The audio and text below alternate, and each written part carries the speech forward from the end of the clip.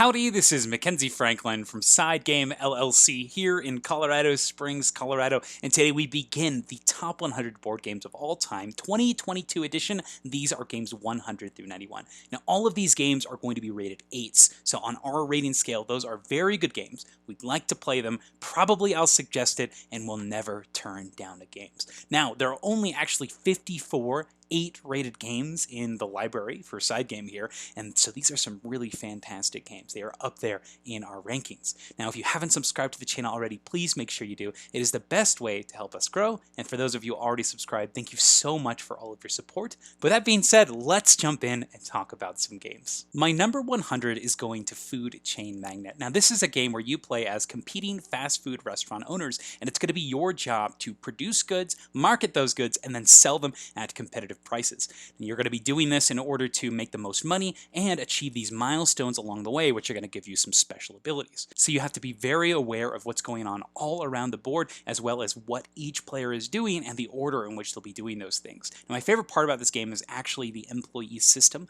I love the way that you're going to be assembling this hand of employee cards and then using those cards in order to take actions. But there's this really cool prediction aspect, as you're not sure exactly what your opponents are going to be doing with the vast amount of employees they have at their disposal, because they'll be hiring new ones every round. And the amount of these employees you can use is based on your administrative roles. So the more of these black administrators that you work with and the more that you develop, the more roles you're able to do, but that's going to put you behind on other facets of the board. So it's all about timing and making those tough decisions. I really like the very much in-your-face nature of this game, the mooching aspects. There's a lot to love here with Food Chain Magnate, my number 100. My number 99 is going to the game 5 Minute Marvel, and this is a real-time game of symbol matching with a fantastically applied Marvel theme. The gameplay is very simple. There'll be a stack of these challenge cards that have a number of symbols that you'll need to use to complete them. All players play simultaneously, and you'll be throwing out cards from your hand in order to satisfy those symbols. You'll also have a deck of cards that has special abilities, and those are unique for each character, and they're all thematic based on who you are in the Marvel universe. And I love this concept of this game. My favorite part about this game is the tension between the real-time aspect and the cooperation and coordination of the symbol cards. Sometimes you're playing cards quickly just to make sure you stay under that timer, but also you're making plans or saying what things you have, and so you're aware constantly, very hyper-focused actually, on what all players are doing consistently at the same time. I love this feeling. It promotes cooperation, fast play. This one's so easy to set up and get tabled, and I think the thematic integration on this one is spot on. This is a fantastic side game where you're taking this to conventions and having a blast no matter the age group. What a fantastic game. This is my number 99 5 Minute Marvel. My number 98 goes to Blood Bowl Team Manager. This is a game where you play fantasy football in the Warhammer 40k universe. You'll take your unique faction deck and pit it against up to 3 other players. You'll be all competing in these different games, playing cards to either side of this battle line style row in the center of the table. I love this game because you're able to choose which fields that you want to enter, and there's a unique feel of each of the different characters and decks as you play. Some are more into cheating, some have more of a control aspect. It's fantastic. My favorite part about this game, though, has to be the impact icons that are used when you play the cards. Every time you play a card to either side, and you will be playing a card every turn to either side of one of these battles, you're going to activate all of these icons on the bottom of the cards. And I love how simple this system is. You have some things that'll let you try to tackle, some things that let you cheat, some things that allow you to move the ball from side to side, which increases the power, and each of the factions uses these symbols in unique and special ways, and I love the integration of the theme here. I'm not a big 40k fan, I don't know a lot about it, but this game just is rife with this fantastic fantasy football theming. I think it's so wonderful, and it's one that I think about constantly. So this is Blood Bowl Team Manager, my number 98. My number 97 is going to the game Isle of Cats, a polyomino laying game where you're doing your best to use fish to rescue cats as well as gather treasure and pick up some really interesting scoring objectives along the way. You're going to be using all of these cats to try to create all sorts of different patterns, cover up rats. This is a really cool puzzle at your disposal, but also an excellent drafting game. Now, my favorite part about this game is the drafting, and specifically these blue cards, these lesson cards. As you play, you're going to be able to either take cards that let you take more cats, or you can grab these lesson cards, and these lessons here are going to give you unique scoring opportunities. And I love this because as you play the game, you get to develop the way that you want to play, the things you want to play towards, and your own personal scoring objectives in any way you see fit, or you can take some that other people's may benefit from. So there's a lot of cool, interesting drafting choices here with either the rate of cats that you're going to be getting or treasure, as well as scoring objectives. I love this feeling, and my other favorite thing about the drafting is you can actually take 2 cards at a time, so you can craft a really well thought out strategy from hand to hand. I love this game. It just flows extremely well, and it's a fantastic game in the drafting space and polyomino space. So that's my number 97, coming last year at number 64, Isle of Cats. My number 96 goes to Seven Wonders Duel, a 2-player civilization building game where you're gathering resources in order to fuel these cards that you'll be drafting in order to either win through victory points, military victories, or science victories. Now this came in number 54 last year, but still a wonderful game.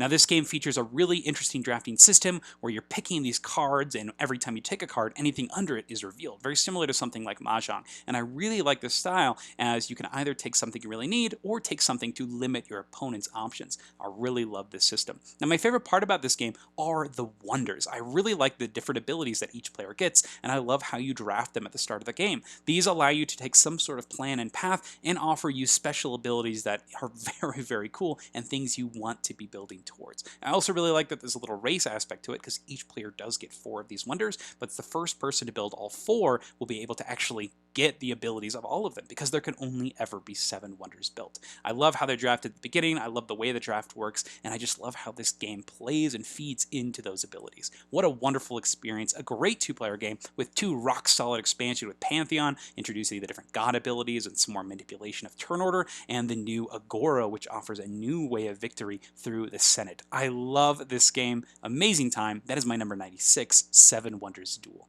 My number 95 is going to the game Clans of Caledonia, where you are a clan in Scotland doing your best to create, produce goods, and sell them overseas so that you can import all of these foreign goods. There's this really interesting market that you can manipulate where the prices will fluctuate based on what is sold and what is bought. You have your own personal player board that's really clean with the way that it shows how your production process will work and your income, and the board itself is just really wide and expansive with lots of interesting options based on terrain types as well as the cost of the spaces. Now my favorite part about this game are the titular clans. I love that you have these small little tokens here that have a very minor effect but will kind of exactly guide your path as you play this game. There's even a clan Mackenzie in the game where you can build up whiskey barrels, let them age, and then sell them for even more profit than you would normally. I love this system here, and I love how these little tweaks will lead you in direct paths. It's a lot of fun to build all of these different income buildings, and I think that the goals as well as the different contracts are a lot of fun to try to work towards.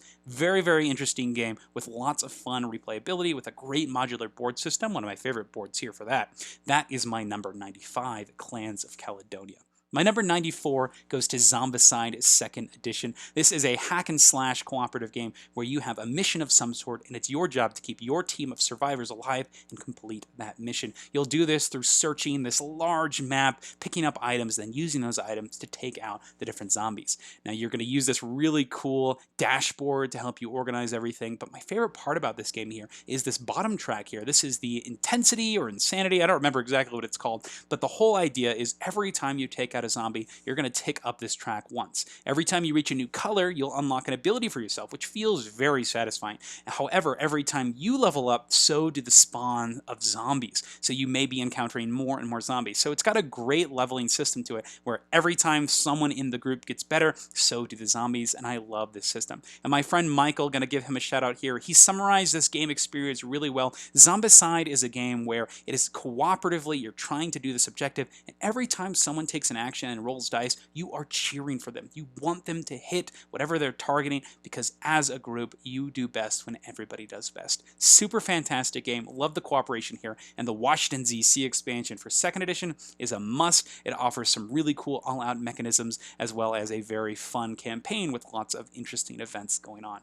I really enjoy this system. That is Zombicide 2nd Edition. This could be Black Plague or anything really in the Zombicide universe. That's my number 94. My number number 93 is going to Las Vegas Royale, a game where you are going to be rolling dice and assigning them to casinos. It is a rework of the classic Las Vegas, but adds mini games to each of those lowest level casinos. The gameplay is extremely simple though. You roll dice, pick one of the numbers that shows up. So for example, this person rolled 2 threes. You would take all of those threes and assign them to the 3 casino. At the end of the round, whoever has the most dice at each casino gets the highest value bill that's in that casino. However, if there's a tie, all those dice are removed and it goes to whoever's left. I love this system because it pushes you to have combative practices, but also doesn't want you to push too far because you may be giving this money opportunity to other players. My favorite part in this new Royale edition, though, has to be the mini games. I love how there's going to be these modular tiles that come out each round that change how each round feels, and you'll be using 9 of them throughout the game. I love this system. It just works so well. It gives you this nice incentive to play these smaller dice and to take smaller turns, and it's just so much fun the way they've integrated these different games. It's a blast to play, one that consistently hits the table and leads to some really interesting and fun moments. Great family game. That's my number 3, Las Vegas Royale. My number 92 is going to the game Balderdash. It was number 70 last year, but this is a party game where you are going to bring your creativity, humor, and critical thinking skills to the table.